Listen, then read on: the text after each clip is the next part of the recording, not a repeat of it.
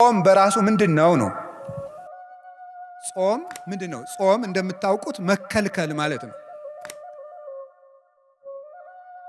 ጾም ብሂል ተካልኦተ ብእሲ እመብል ወኃጢአት። ጾም ማለት ከኃጢአትና ከምግብ መከልከል። ጾም ቢባል ቃል በቃል ሲተረጎም ጾም ማለት መከልከል፣ መታቀብ፣ መሰብሰብ፣ መቆጠብ ማለት ነው። መከልከል፣ መታቀብ፣ መቆጠብ፣ መሰብሰብ ነው ጾም ማለት። ይሄ ቃል በቃል ሲፈታ ቃል በቃል ጾም የሚለው ግሱ ዝም ብሎ ሲፈታ ቃሉ እንዲህ ይፈታል። መንፈሳዊ ትርጉም ሲሆን ደግሞ ከኃጢአት ከምግብ በታወቀ ጊዜ በጊዜ ውቅ በታወቀ በተለካ በተሰፈረ ጊዜ ከመብልና ከኃጢአት መከልከል ጾም ይባላል። ለምንድነው ጾም የምንጾመው ነው? ጾም የሰው ልጅ የተፈጠረለት ዓላማ ነው። ይገርማችኋል የእግዚአብሔር ቤተሰቦች፣ ሰው የተፈጠረው ለመብልን አይደለም፣ የተፈጠረው ለጾም ነው። እና የምንጾመው ለምንድን ነው ካላችሁ ሰው ለመሆን ነው የምንጾመው። ሰው ለመሆን ነው የምንጾመው። ሰው የተፈጠረ ለጾም ነው። ኦሪት ዘፍጥረት ምዕራፍ 1 ቁጥር 26 ላይ እግዚአብሔርም በመጀመሪያ ሰማይና ምድርን ፈጠረ ይልና ምዕራፍ 1 ቁጥር 1 ላይ ምዕራፍ 1 ቁጥር 26 ላይ ምንድን ነው የሚለው? ንግበር ሰብአ በአርአያነ ወበአምሳሊነ፣ እግዚአብሔርም ሰውን በአርአያውና በአምሳላችን እንፍጠር አለ። በአርአያችን በአምሳላችን እንፍጠር አለ ይላል። ታውቃላችሁ፣ ይሄን ጥቅሱን የማታውቁት ነው አይደለም። ሰውን በመልካችን በአርአያችን እንፍጠር አለ። እግዚአብሔርን መስለን የተፈጠር ነው። እግዚአብሔር ይበላል አይበላም? ምእመናን እስኪ ተናገሩ እንጂ ይበላል አይበላም? አይበላም። እናንተ ዝም ብትሉ እኔ መሰክርለታለሁ። ይበላል አይበላም? አይበላም። ሰው ደግሞ በማን መልክ ነው የተፈጠረው? በእግዚአብሔር መልክ ነው የተፈጠረው። ስለዚህ እግዚአብሔር አትብሉ የሚለን እግዚአብሔር እንደዚህ ብሎ እንደ ክፉ ዳኛ እንዲያታርግ እንዲያርግ ብሎ አለቅነቱን ለማሳወቅ አምላክነቱን ለማሳወቅ እኛን መግዛቱን ለማሳወቅ አይደለም እንደዚያ የሚለን። እንደዚያ የሚለን ሰው በእግዚአብሔር አምሳል ስለተፈጠረ እግዚአብሔር ደግሞ የማይበላ የማይጠጣ ዘላለማዊ ሕያው ከምግብ ውጭ የሆነ በዘላለማዊ ባህሪ የሚኖር ስለሆነ ያንን በሱታፊ አምላክ በጸጋ እሱ በባህሪው ሕያው የሆነበትን መልክ ለኛ ስለሰጠን እግዚአብሔር በክብሩ የማይበላ እንደሆነ የሰው ልጅ ሲጾም የእግዚአብሔርን ክብር ይሳተፋል እና ምን ይሆናል? የሰው ክብሩ እግዚአብሔርን መምሰል ነው። አለመብላት እግዚአብሔርን መምሰል ነው። እግዚአብሔር አይበላም፣ እግዚአብሔር አይጠጣም። እግዚአብሔርን ሰው በእግዚአብሔር ማምሳል ነው የተፈጠረ ሲባል እግዚአብሔርን መምሰል ማለት ፍቹ የብቻ ነው አላልኩም። በጣም ብዙ ትርጉም ያለው ሊቃውንቱ ያመሰጠሩበት እነ ቅዱስ ጎርጎርዮስ ዘንዚናዙ፣ እነ ቅዱስ ጎርጎርዮስ ዘኑሲስ ሊቃውንት አባቶች በሙሉ የተራቀቁበት ሐሳብ ነው። ሰው በእግዚአብሔር አምሳል ተፈጠረ። ሌላ ብዙ ትርጉም አለው። በጊዜው ከሌሎች መምህራንም ትማሩታላችሁ፣ ታነቡታላችሁ። እያልኩ ያለሁት ሰው በእግዚአብሔር አምሳል ተፈጠረ ሲባል አንዱ እግዚአብሔር አይበላም አይጠጣም። ሰው ሲጾም እግዚአብሔርን ይመስላል። ስለዚህ መጾም እግዚአብሔርን የሚያስመስል የሰው ልጅ ክብር ነው ማለት ነው። ሰው ጾምን እየሻረ መብላት ሲጀምር እግዚአብሔርን መምሰሉን ነው እየተው የሚመጣው። አያችሁ እንዴት መዋረድ እንደሆነ። አለመብላት አለመጾም እግዚአብሔርን ከምንመስልበት መልክ ዝቅ ማለት ነው። ከዚህ በላይ ደግሞ ውርደት የለም። እግዚአብሔርን ከመምሰል በላይ ውርደት እግዚአብሔር የሰጠን የመጨረሻ ክብር ነው። ይገርማችኋል፣ መጨረሻ ላይ እኮ ከሞት ተለይተን ተነስተን የማንበላ ነው የምንሆነው።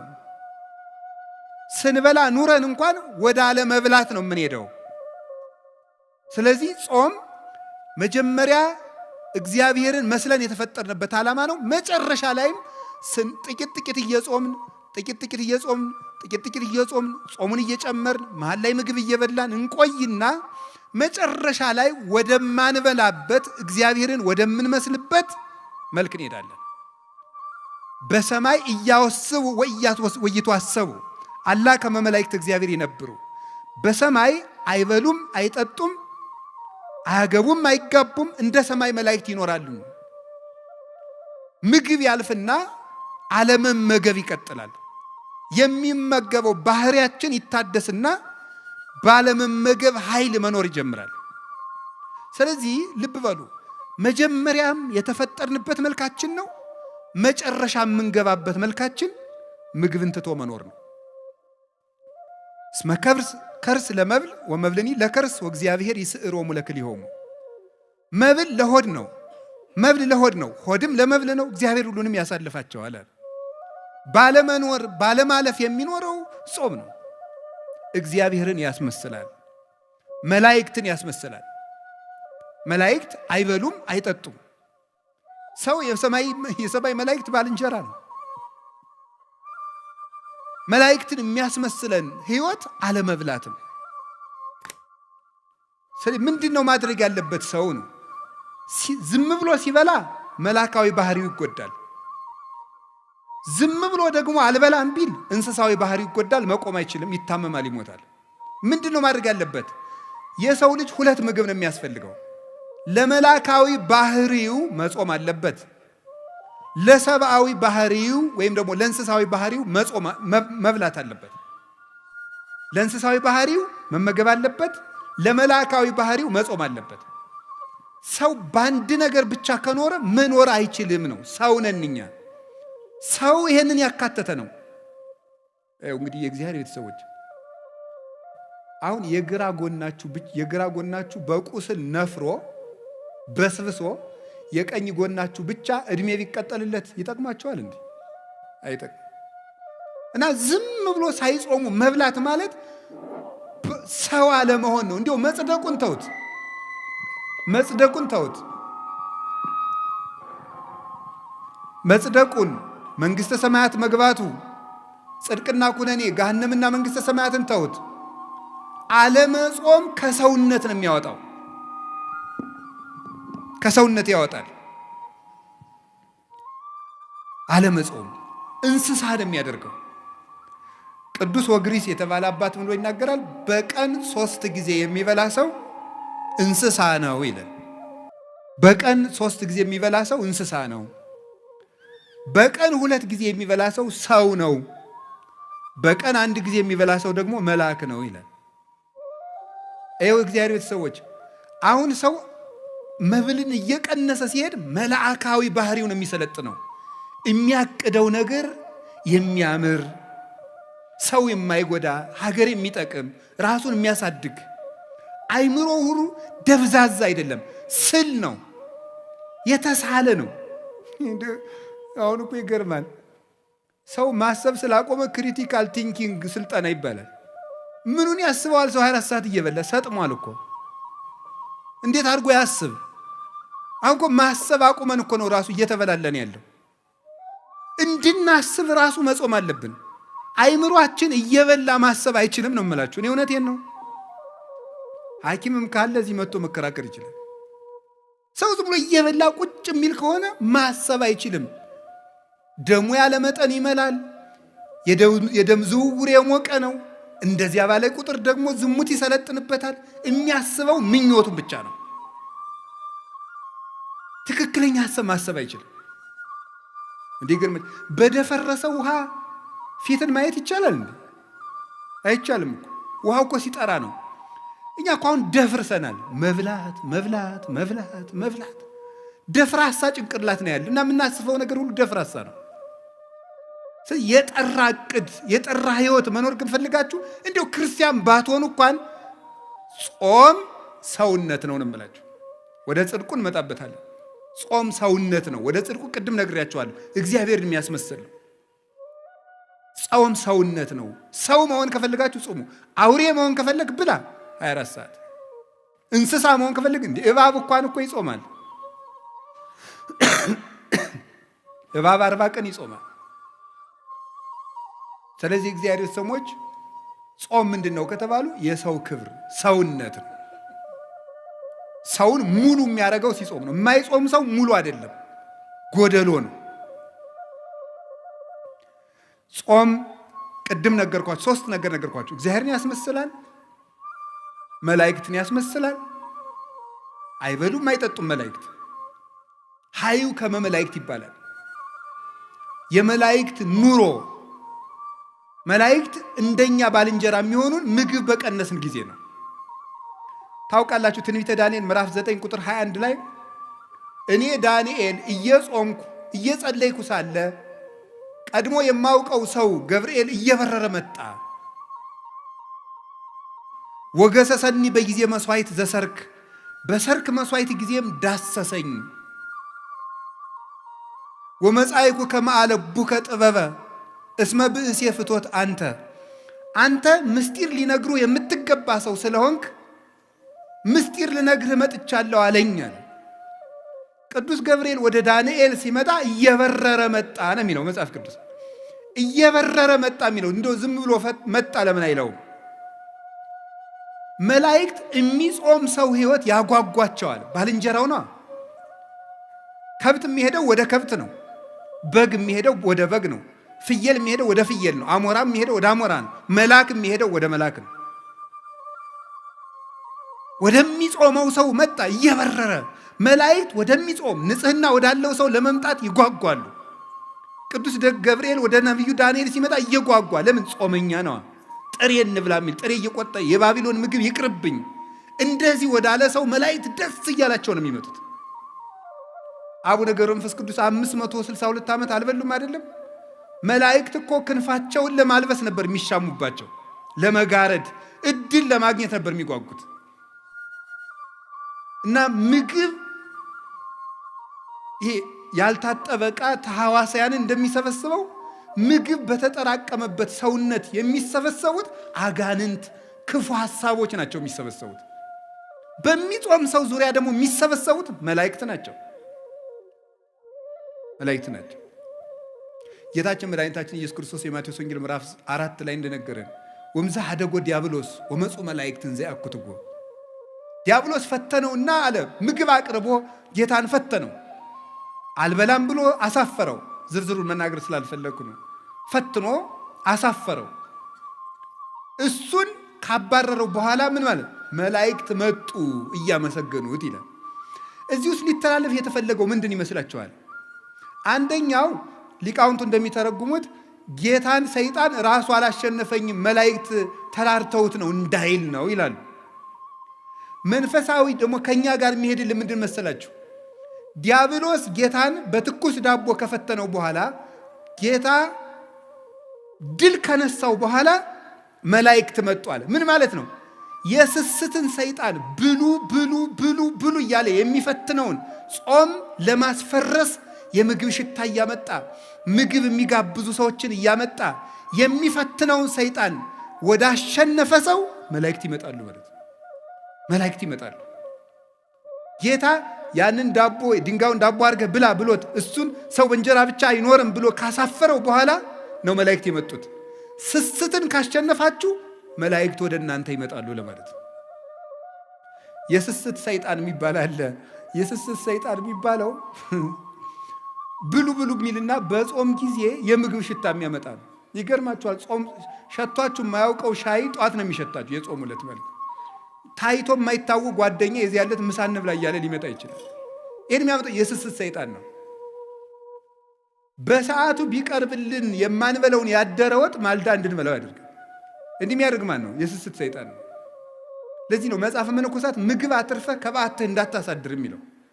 የስስት ሰይጣን ማለዳ ብላው ብላው ሊያሰኝህ ይችላል። ማስጎምጀት ነው።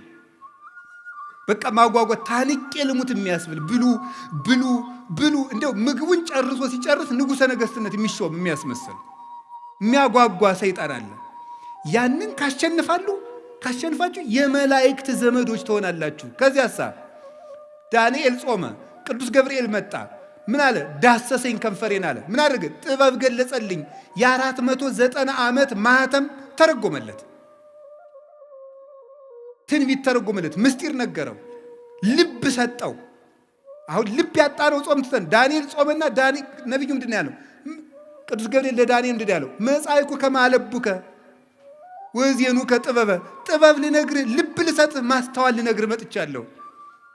አሁን የምንዘነጋ መጽሐፍ እየተመለከትን እንቅልፋችን የሚመጣ ማስተዋል የማንችል የተሰበክነው ስብከት እዚሁ እንደ ቆሎ ረግፎ የሚቀር ቤታችን አንጠልጥለ ነው እንዳንል የሚያደርግ ምንድን ነው? ስለማንጾም ነው። ስንፍና፣ እንቅልፋምነት የምን ውጤት ነው? ያለ መጾም ውጤቱ። እንግዲህ መጾም ሰውን እግዚአብሔርን ያስመስላል። መጾም ሰውን ሰው ያደርገዋል። መጾም ሰውን መልአክ ያደርገዋል። መጾም ሰውን የመላእክት ጓደኛ ያደርገዋል፣ ባልንጀራ ያደርገዋል፣ ያዛምደዋል። መላእክት ደስ እያላቸው ይመጣሉ ወደሚጾም ሰው። ጌታ ምንድን ነው ያለው? ክፉ ሰይጣን ያለ ጾም አይወጣም አይደል ያለው?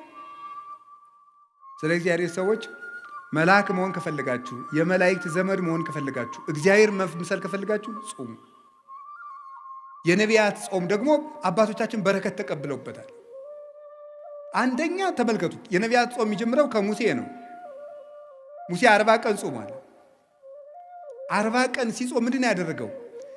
ሲጾም 40 ቀን እየጾመ ከእግዚአብሔር ጋር ቃል በቃል ተነጋገረ ይላል። 570 ጊዜ ጾም ከእግዚአብሔር ጋር የመነጋገር ባለሟልነት የሚያሰጥ ነው። እግዚአብሔርን ማነጋገር ደግሞ ቀላል ነገር ይመስላችኋል እንዴ? አንድ ትልቅ ሰው እንኳን ሊያነጋግራችሁ ቀጠሮ ሲይዝላችሁ እንዴት ነው ደስ የሚላችሁ? እግዚአብሔርን ቃል በቃል እንደ ጓደኛ 570 ቃላትን እንዲነጋገር ያደረገው ምንድን ነው? ጾም። ጾም ምን ይጠቅማል ብትሉ፣ ይሄ የነቢያት ጾም፣ አሁን ህዳር ጾም የምንለው ምን ጾመው ከእግዚአብሔር ጋር የሚያነጋግር ጾም ነው። እንግዳው ከእግዚአብሔር ጋር መነጋገር የሚፈልግ ይጾም። ከሰይጣንና ከስጋው ጋር መነጋገር የሚፈልግ ደግሞ ይብላል። ምርጫው እናንተ ነው። ሙሴ ይሄንን ጾም ጾሞ እግዚአብሔርን አነጋገረ። ከዚህ በላይ እድልስ አለ ወይ ነው? እግዚአብሔርን ከማነጋገር በላይ ምን እድል አለ? እግዚአብሔርን ለማነጋገር 100 ዓመትስ ብንራብ፣ እግዚአብሔርን ማነጋገር እኮ የነፍስ ጥጋብ እኮ ነው። እግዚአብሔርን ማየት፣ እሱን መስማት። አጸም ዘይነብበኒ እግዚአብሔር አምላኬ እስመ ውእቱ ይነብብ ሰላም ለሕዝቡ። እግዚአብሔር ንግግሩ ሰላም ነው፣ ልብን የሚያረጋጋ። የእግዚአብሔር ንግግር የሞት ማሰሪያን የሚቆርጥ ነው። ተራራን የሚያንቀጠቅጥ፣ ባህሩን የሚከፍል፣ አናብስትን የሚለጉም፣ እሳትን ጸጥ የሚያደርግ፣ መቃብርን ሳይከፈት ሙት የሚቀሰቅስ ነው። ጌታችን ኢየሱስ ክርስቶስ አልዓዛርን የቀሰቀሰው በቃሉ ነው። እግዚአብሔርን መስማት ትልቅ ነገር ነው። እንግዲህ እግዚአብሔርን መስማት ከፈለጋችሁ ጾሙ እስከ 9 ሰዓት። ሰዓቱ ይቀነስልን። መብራት ኃይል ልትከፍሉ ስንት ሰዓት ነው ወረፋ የምትይዙት? ይቀነስ በሉና እስቲ ይቀንስላችኋል። አይ ወረፋው ረዝሟል ብላችሁ እስኪኑ አይ ወረፋው በዛ አልከፍልም ብትሉ ምን ይሆናል? እኔ አላውቅም የሚሆነውን ከተማ ስለማልኖር ሳስበው ግን የሚሳካ አይመስለኝም። ወረፋው ረዝሟል እስቲ ይቀነስ ወደ ነው ምን ይደረጋል? ኑሮ አይደል እያላችሁ ነው የምትሰለፉ። እና ይሄም ኑሮ ነው። እንግዲያም ኑሮ ነው። እስከ 9 ሰዓት ሰልፍ በሉ እግዚአብሔርን ለማግኘት። እንዲያው ለምን ቀኑ ሙሉ አንራብ? አሁን ሸክም አይደለም፣ እግዚአብሔር ሸክም እያከበደብን። አሁን ብዙ ሰው የሚመስለው ከኢትዮጵያ ኦርቶዶክስ ተዋሕዶ ቤተክርስቲያን ውጭ የሆነ ሰው የሚያስበው ምንድን ነው? ኦርቶዶክስ ሸክም እየጫነ የለም፣ ሸክም እያቀለለችልን ነው። እግዚአብሔርን ምሰል ተው። መብላት እንስሳዊነት ነው። ስትጾም እግዚአብሔር ነው የምትመስለው። ከፍ የምታደርግ ቤተክርስቲያን እኮ ናት። እንስሳ ከመምሰል መልአክ ወደ መምሰል፣ እግዚአብሔርን ወደ መምሰል ማሳደግ እኮ ነው። ሰውነትን ከፍ ማድረግ ነው። የሰውን ልጅን ባህሪ የሚያከብር ነገር እኮ ነው ይሄ።